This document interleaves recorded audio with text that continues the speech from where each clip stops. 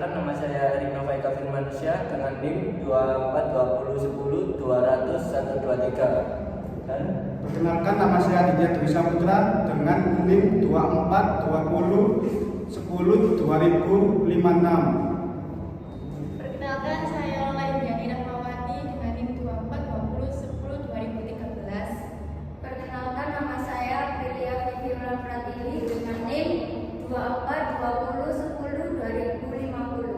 Perkenalkan, nama saya Cinderella Mega Mustika dengan NIM 2420102040. Masalah yang terjadi di sekitar laut, yang pertama itu kan ketidakpuasan karyawan terhadap kompensasi dan penolongan. Untuk menyelesaikan solusi tersebut, kita harus gimana? untuk menyelesaikan masalah tersebut, yaitu mengatasi permasalahan di PT Selang Laut, perlu adanya komunikasi yang terbuka antara karyawan dengan HRD. Lah, semisal kan kalau semisal ya HRD itu kan pasti juga punya tanggung jawab yang lebih besar. Nah, karyawan itu kan pasti kalau diajak diskusi atau diajak kayak pelatihan itu kan pasti banyak yang sibuk dan bahkan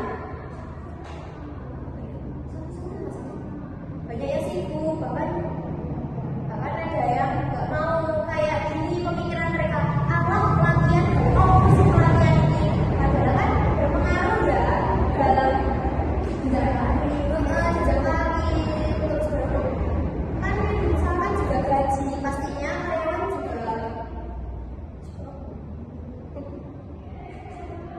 Masalah ini kita sekarang sampai karyawan ya. Untuk mengatasi permasalahan di PT Selang Laut, perlu adanya komunikasi yang terbuka antara karyawan dan HRD. Nah, kalau semisal HRD dan karyawan kan pasti sama-sama sibuknya ya. Gimana solusinya HRD itu untuk mencari jadwal yang tepat buat karyawan? Kan pastinya karyawan banyak yang rugi ya. Allah pelatihan, mesti pelatihan itu. Padahal kan pelatihan juga banyak dampaknya, juga banyak manfaatnya. Nah, itu gimana untuk mencari hadi atau untuk mencari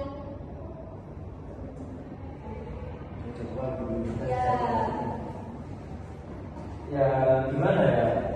Yang ngatur jadwal itu nggak perlu susah-susah. kan pasti banyak sibuknya juga karyawan.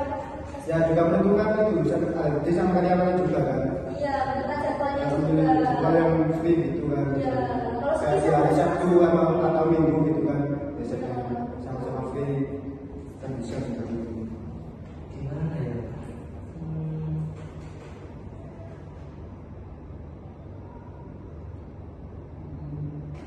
Pasti kan di sini HRD kan juga pusing mikirin gaji karyawan, dan bahkan karyawan juga banyak yang komplain tentang gaji mereka.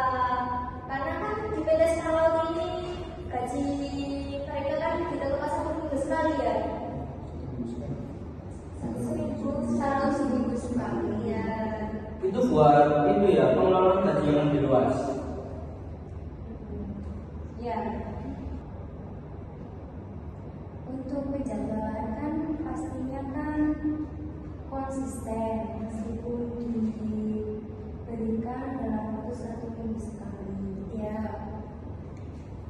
Dan dipastikan karyawan diberikan terlebih dahulu jika ada pembahasan setelah pembagian gaji. Iya, tapi kan depan-depan kita seumpamanya di tanggal tua atau di tanggal muda, pasti kan banyak uang karyawan yang habis, belum sampai 1 bulan gajian atau 1 minggu gajian, pasti kan sudah habis. Nah, itu kan banyak komplainan ya, terutama pada karyawan tersebut. Nah, seharusnya itu gimana ya? HRD, apakah HRD itu perlu adanya penjadwalan dulu untuk memberitahu kalau semisal besok gajiannya atau kita gitu ya atau apa? Itu kan berarti iya, itu sudah Dari karyawan sama HRD sebelum adanya sebelum kita masuk di perusahaan itu pastinya kan kita mengatakan ya, udah sepakat kalau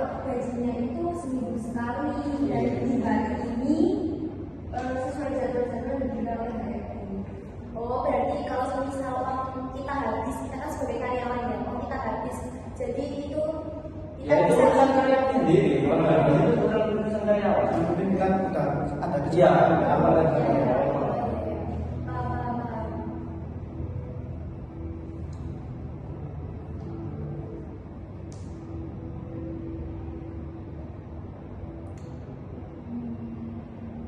Tapi kenapa kok masih banyak yang komplain tentang gaji yang diberikan satu minggu sekali? Apakah itu menambah beban mereka? Mungkin karena waktu ya, dalam waktu seminggu itu kan bisa dibilang waktu yang cepat Ya, dengan gaji yang menurut UMR juga enggak kan, jadi sedikit gaji yang mereka dapat, jadi dalam waktu seminggu mungkin mereka keberatan karena gaji mereka itu dikit. Kayak borongan gitu ya. Nah, jadi borongan itu juga kan mengambil borongan itu kan kayak apa ya? Borongan itu kan oh kayak misalnya kita nggak masuk kerja hari ini, berarti kita nggak dibayar hari ini juga. Oh kayak gitu. bisa juga kalau borongan ini kan kita nggak dapat Ya, kalau misalnya kita cuma dapatnya segini, gaji kita cuma segini. berarti tergantung kerja kita. Ya. Tapi di BTS Kalau ini ada kerjasama dengan ini nggak sih? Kayak kerjanya itu kelompok atau individu aja? Kan makanannya banyak ya. Ada kerupuk, ada sambal. Kan tentunya nggak bekerja sendiri ya. Pastinya Kalau juga saya juga ada. Iya.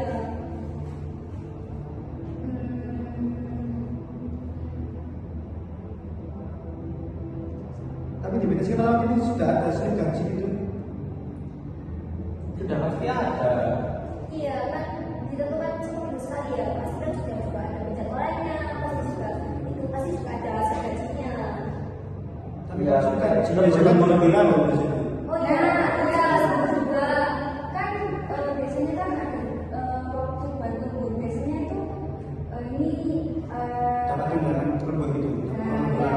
dapat uang lembur. Biasanya ada kalau bisa kita lembur kan dapat uang tambahan. Ini bonus. Nah, ya bonus.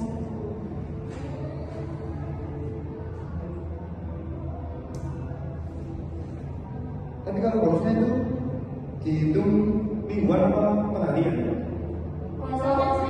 Per jam. Per jam. kira-kira per jam itu berapa ya gajinya? Ada yang tahu nggak ya? Ya itu kan urusan kita ya. Masalah yang juga kayak ya tergantung mana kerja kamu sih. Ah ya.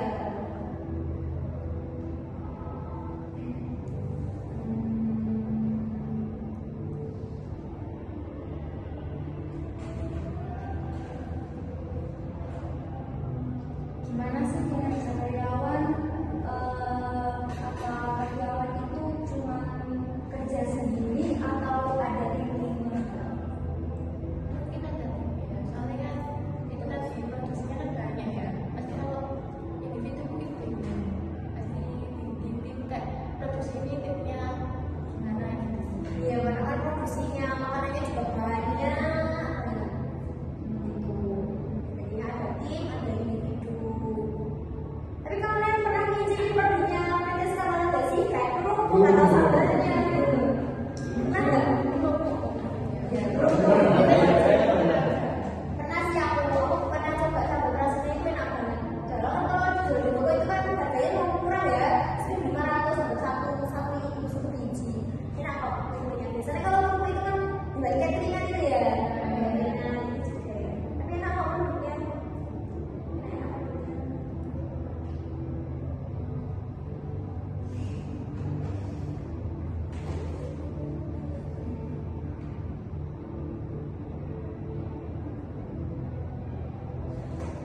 Tapi kan biasanya kan gaji ditentukan berdasarkan tingkat pendidikan gitu kan. Terus kualifikasi yang dimiliki oleh karyawan. Ya, itu tergantung ya. Jadi kalau misal kita mau gaji kita lebih tinggi, gaji pokok kita lebih tinggi, kita juga perlu pendidikan yang lebih tinggi kan? Dan bisa menikmati Jabatan yang lebih tinggi, gaji yang lebih tinggi juga. Tapi buat yang pendidikannya rendah, kayak minimal SMP atau SD, Itu tergantung skill biasanya. Iya sih, kadang juga gaji ini kan tergantung jabatan kita. Kalau misalnya kita di bagian produksi, kita ada di gaji ini kan nggak semestinya 1 minggu sekali kan. Ya. Di gaji ini itu sesuai jabatan juga. Kalau misalnya jabatan kita di kayak semacam mungkin HRD, keuangan itu kan mungkin lebih tinggi lagi. Dan gajinya itu mungkin bukan per minggu. Nah untuk yang bagian produksi mungkin ya 1 minggu sekali yang sesuai dengan jadwal. Oh ya, jadi tergantung juga tentang pendidikan kita juga ya. Nah tadi kan kita cari solusi kenapa karyawan masih komplain tentang gajinya ya. Iya. Mungkin mereka masih belum ngasih tuh kayak contohnya tunjangan BPJS kesehatan gitu loh. Harusnya ada biasanya. Kira-kira di bisnis kalau tuh ada nggak ya berarti? Nggak ada dong. Harusnya ada deh. Harusnya ada ya. Harusnya ada. Gimana ya biar karyawan tuh semangat bekerja? Kan pastinya banyak karyawan yang nggak semangat bekerja karena gajinya tuh sedikit banget. Yang pasti kan di sini kan kemungkinan ada kayak bonus, tunjangan sama BPJS. Tapi katanya ini ya belum ada jadi ya itu gimana ya apa namanya solusi HRD buat kayak karyawan tuh biar semangat bekerja. Itu biasanya melakukan program kesejahteraan karyawan contohnya fasilitas tunjangan atau tunjangan tambahan seperti asuransi kesehatan, tunjangan transportasi. Juga BPJS ya. Iya ada juga tenaga kesehatan. Karena tunjangan juga ya. Ya, tunjangannya itu juga dapat mempengaruhi motivasi Kinerja karyawan. karyawan. Iya, buat bekerja. Tidak malas-malasan gitu ya. Ya, kalau semisal ya kita tuh masuk di perusahaan tersebut ya, apakah kita masuk sekali langsung dinyatakan jadi perusahaan tetap atau kita di training dulu ya untuk masuk? Kan pasti produknya juga banyak. Apa di training dulu? Atau langsung kerja dibayar? Apa training dulu berapa bulan? Biasanya itu training itu tetap digaji. Ya training itu kan digaji kan biasanya training itu 1 minggu terus biasanya gajiannya juga berapa gitu. Ya kadang di training kadang ya ada kota lagi. Berarti nggak tetap ya, nggak tentu tetap ya. Jadi kayak dari kota, jadi Bukan nggak tepat ya, nggak tepat. Tapi apa ya, semacam jalur masuk itu. Kayaknya ini kan di-training dulu untuk mempelajari lebih dalam lagi di dalam perusahaan ini ya. Kalau memang udah dalam mendalami tentang perusahaan ini, nanti kan kita bisa jadi karyawan tetap. oh ya. Enggak sih biasanya apa ya? Tetap itu tergantung skill karyawan. Misal ya apa sih? Kan itu enggak di kontrak kan misal ya 3 bulan. Ya, 3 bulan itu kayak nggak pernah niat gitu loh kalau kerja. ya berarti kan lain. Ya kan.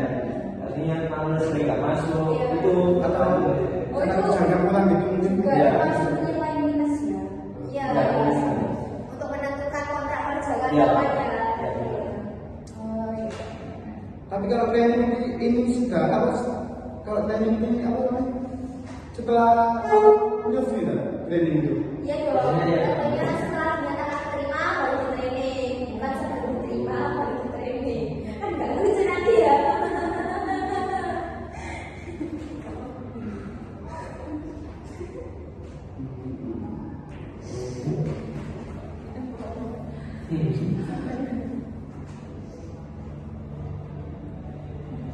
Ini kamu tahu gak sih nama lainnya Pedes Karoli ini produknya kan gak mungkin Pedes Karoli. Nama produknya itu apa tuh? Lima. Food ya. Ada dua ya, ada dua. Yang satu Vina, yang satu Bumi. Nah kira-kira yang Vina itu kan produksi apa aja ya? Kalau yang Vina itu kayak Sosis gitu ya? bukan kayak bumbu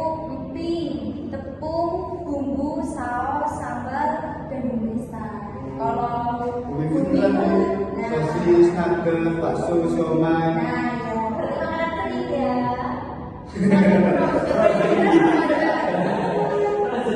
Rasa dong.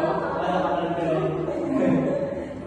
Ya bener tapi ya pergi kan daging tapi daging basah juga ya berarti nggak kering daging basah kalau kering kan kayak kerupuk ya bener. Kamu tahu nggak sih kayak apa namanya faktor apa aja yang mempengaruhi penetapan bibit dasar laut dan ada dampaknya juga nggak? Kira-kira atau yang lain ada dampaknya nggak? Kamu tahu nggak Mas Adit? Lain? Dampak dari faktor yang mempengaruhi penetapan bibit dasar laut tentang luasan kerja karyawan gitu loh. Itu ya menentukan tingkat pendidikan, ya kan? Ya. Pengalaman kerja dapat menjadi pertimbangan utama. Menentukan kisaran gaji. Gaji juga sering ditentukan berdasarkan tingkat pendidikan. Oh, seperti yang kita bahas tadi ya, kalau gaji karyawan itu tentunya mempengaruhi kerja kita, pendidikan kita. Oh ya, semakin pendidikan kita tinggi dan sertifikasi khusus biasanya akan mendapatkan gaji yang lebih tinggi Oh iya. dibandingkan dengan tingkat pendidikan yang rendah. Namun dampak ini juga dapat meningkatkan motivasi karyawan untuk melanjutkan pendidikan dan pelatihan guna meningkatkan keterampilan dan potensi gaji mereka. Jadi bisa apa ya, menaikkan gaji juga. Ya, paham. Gaji pokoknya apa aja sih? DPT sekarang itu kan masih ada gaji pokok juga. Ya tadi gaji pokok, transportasi, bonus lembur, terus apa lagi ya? Kalau gaji buat makan itu ada nggak? Kira-kira? Oh iya. Gaji buat makan. Mas Bukan. Kalau mingguan biasanya nggak ada ya. kurang Iya, nggak ada sih. Ini transportasi, transportasi ya. Dari sini situ. Kalau gaji penjadwalan ini biasanya kalau makan nggak ada, tapi biasanya diganti sama transportasi. Tapi mungkin aja bisa diadain gitu.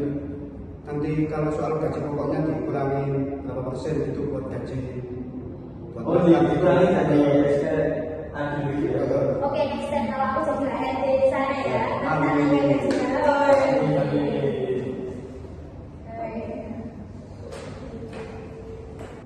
Semisal kan, apakah boleh nggak perusahaan itu menunda atau menurunkan gaji karyawan secara sepihak? Itu boleh nggak menurut kalian kira-kira? Ya menurut peraturan pemerintah sih nggak boleh. Iya. Soalnya kan udah ada peraturan yang tersebut ya, Iya. soal gaji karyawan ya. Tapi kalau semisal ya nggak mendoakan perusahaan tersebut bangkrut, tapi kalau semisal perusahaan tersebut Nah, solusinya itu mengurangi karyawan. Ya. Mengurangi karyawan.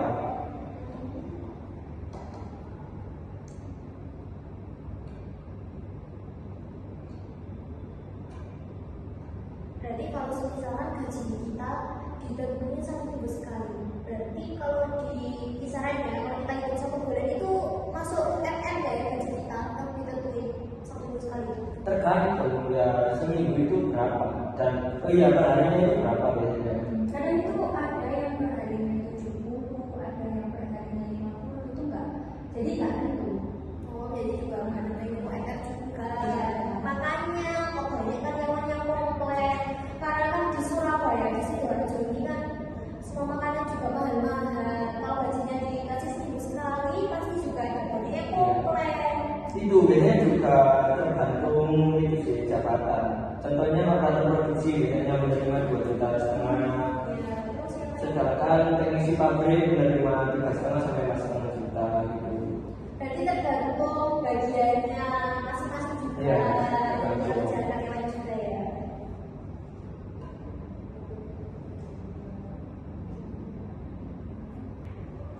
Berarti kalau misalnya kita mau ngasih gaji di bawah UMR boleh dong, soalnya kan bayarannya cuma seminggu sekali. Jadi itu harusnya kesepakatan karyawan. Jadi kita apa ya juga? Kita tuh nggak bisa nentuin itu gaji UMR. Soalnya kan itu dari gaji 1 minggu sekali. Nah, kalau gaji 1 minggu sekali itu kan gajinya kan beda-beda. Kalau semisal kita ambilnya 50, 1 minggunya kan dihitung cuma berapa gitu kan. Jadi itu nggak bisa menentukan buat itu sampai ke UMR.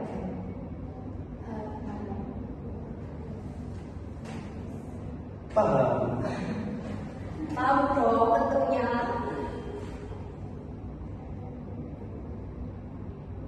Dan kan pastinya juga ada dampak ya, dampak negatif yang ditimbulkan. Tapi kalau karyawan, kalau semisal secara produksi gitu, produksinya gagal gitu, secara karyawan itu ada kekurangan gaji kan ya? Biasanya itu ada konsekuensi kayak konsekuensi buat karyawannya itu ya. Antara potongan gaji. Ya, misalnya konsekuensinya pemotongan gaji kan ya. Tapi kalau sudah dikatakan kan juga bisa ada peringatan dari atasan gaji yang ada. Oh, berarti memungkinkan untuk dipecat juga ya? Iya, Ya, bisa juga. Iya.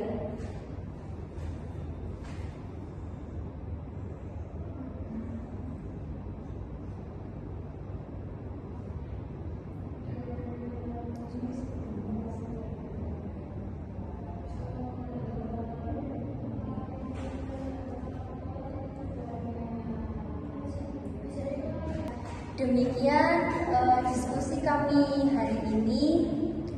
Kita akhiri, mungkin bila ada kesalahan kata disengaja maupun tidak disengaja, saya dan rekan-rekan saya meminta maaf. Wassalamualaikum warahmatullahi wabarakatuh.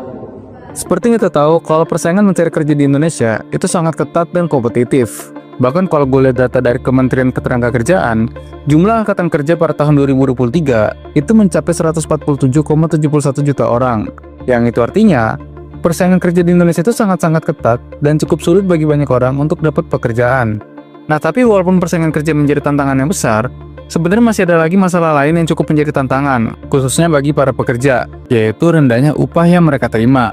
Karena kalau misalnya lo lihat rata-rata gaji bulanan di Indonesia, itu besarnya kurang lebih sekitar 3 jutaan rupiah, dan nominal itu pun bisa berbeda tergantung daerahnya. Karena kalau lihat UMP di Jawa Tengah, per bulan itu cuma 2 juta rupiah doang bahkan. Dan ini ngebuat Indonesia jadi negara kelima di dunia dengan upah minimum yang paling rendah. Bahkan ada satu berita yang cukup mengejutkan ya, bahwa rata-rata gaji S1 sampai S3 di Indonesia itu di bawah 5 juta rupiah per bulannya. Makanya gak heran kenapa banyak orang itu memutuskan untuk kerja di luar negeri. Salah satunya itu ya karena upah di Indonesia itu tergolong cukup rendah.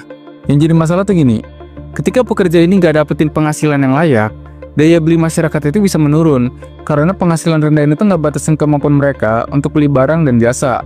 Alhasil, ini tuh bisa memperlambat pertumbuhan ekonomi karena gak ada perputaran uang yang sehat.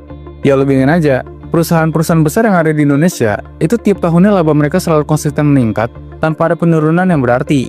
Sementara kalau misalnya lo lihat gaji pekerjanya, nominal itu selalu segitu-gitu aja, bahkan bisa ada penurunan karena tiap tahunnya permintaan tenaga kerja itu selalu meningkat. Dan sekarang yang jadi pertanyaan, kenapa sih ekonomi kita tuh terus tumbuh, tapi upah pekerja di Indonesia ini tetap rendah dan nggak sebanding sama kerjaannya? Kalau kita lagi berbicara tentang rendahnya gaji pekerja di Indonesia, hal ini tuh selalu berkaitan sama satu hal yang sering banget terjadi di negara kita, yaitu ketidakcocokan antara keterampilan SDM kita dengan apa yang dibutuhin di dunia kerja. Karena pada faktanya, ternyata 80% mahasiswa di Indonesia itu memilih pekerjaan yang gak sesuai dengan jurusan yang dulu mereka ambil. Yang itu artinya, ada banyak mahasiswa yang cuma sekedar lulus, tapi mereka tuh kurang punya pengalaman praktis karena lebih ngandelin teori yang mereka dapat dari pendidikan formal. Dan outputnya lo bisa lihat, banyak banget lulusan kampus yang cuma bisa ngandelin skill-skill basic yang sebenarnya tuh sama sekali nggak cukup buat memenuhi kebutuhan industri yang makin lama tuh terus berkembang. Contohnya gini deh, kalau misalnya lo pelajarin marketing, lo bisa lihat masih banyak kampus di Indonesia tuh yang ngajarin cara marketing konvensional karena mungkin acuannya tuh masih pakai buku ataupun kurikulum yang lama.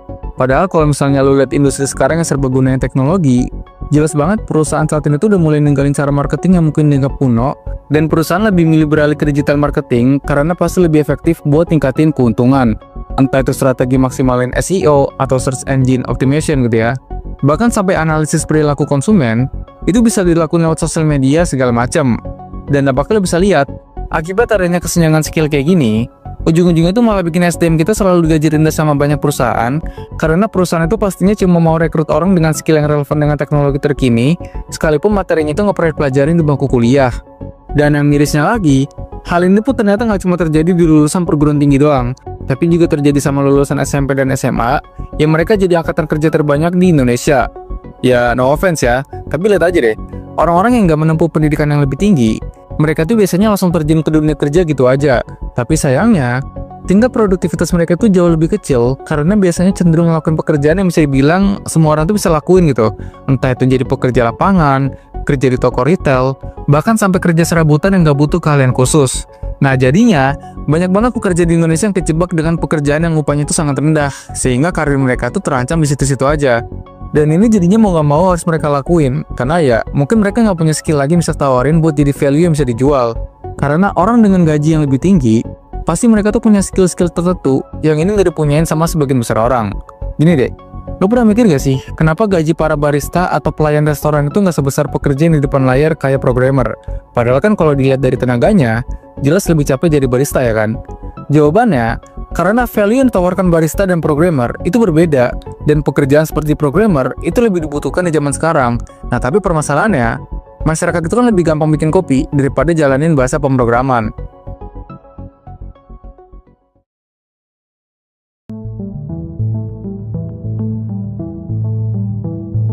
Memang udah nggak bisa dipungkiri lagi, kalau upah rendah di Indonesia ini tuh bikin banyak orang kepikiran buat nyari kerja di luar negeri. Karena dengan effort yang sama, mereka bisa dapat hasil yang berbeda. Sebenarnya semua ini tuh nggak lepas dari satu masalah besar yang disebut dengan middle income trap. Jadi middle income trap ini adalah sebuah kondisi di mana ekonomi sebuah negara itu udah keluar dari kemiskinan, tapi negara tersebut susah buat jadi negara maju. Gampangnya gini deh, ketika awalnya Indonesia masih jadi negara yang bisa terbilang miskin, pertumbuhan ekonomi kita mungkin bisa cepat, karena kita bisa ngandelin upah murah dan juga tenaga kerja yang banyak. Nah tapi pas pendapatannya mulai naik dan jadi negara menengah, upah murah ini tuh udah nggak cukup lagi buat bikin negara jadi lebih maju. Kenapa demikian? Karena saingan kita makin banyak, dan bisa aja negara lain yang kondisinya masih miskin, mereka bisa kasih upah yang lebih rendah, sehingga perusahaan itu lebih milih pindah ke negara-negara tersebut daripada ke Indonesia. Sementara di sisi lain, ketika negara menengah kayak Indonesia ini belum punya banyak teknologi ataupun SDM yang cukup mumpuni buat bersaing dengan negara maju, akhirnya gaji pekerja di Indonesia itu selalu di situ-situ aja, bahkan kualitas hidup kita cenderung stagnan. Ya sekarang gini aja, coba bayangin deh, kalau misalnya lo kerja di Amerika, saking berkualitasnya cara kerja di sana, lu bahkan kerja jadi tukang cuci piring pun bisa dapat gaji sekitar 40 juta rupiah per bulannya, yang mana nominal ini setara dengan 9 kali lipat dari UMR di Jakarta. Bahkan kalau misalnya gaji lu dipotong kebutuhan hidup sekitar 20 juta rupiah per bulannya, masih ada sisa sekitar 20 juta rupiah buat ditabung atau dipakai keperluan lain. Karena biasanya perusahaan restoran di sana tuh banyak yang ngasih fasilitas kayak makan dan tempat tinggal buat para pekerjanya. Dan kalau misalnya gaji tukang cuci piring di sana tuh lu bandingin dengan gaji yang ada di Indonesia, itu perbedaannya jauh banget. Karena masih banyak gue temuin, gaji UMR di Indonesia yang besarnya tuh cuma 2 jutaan.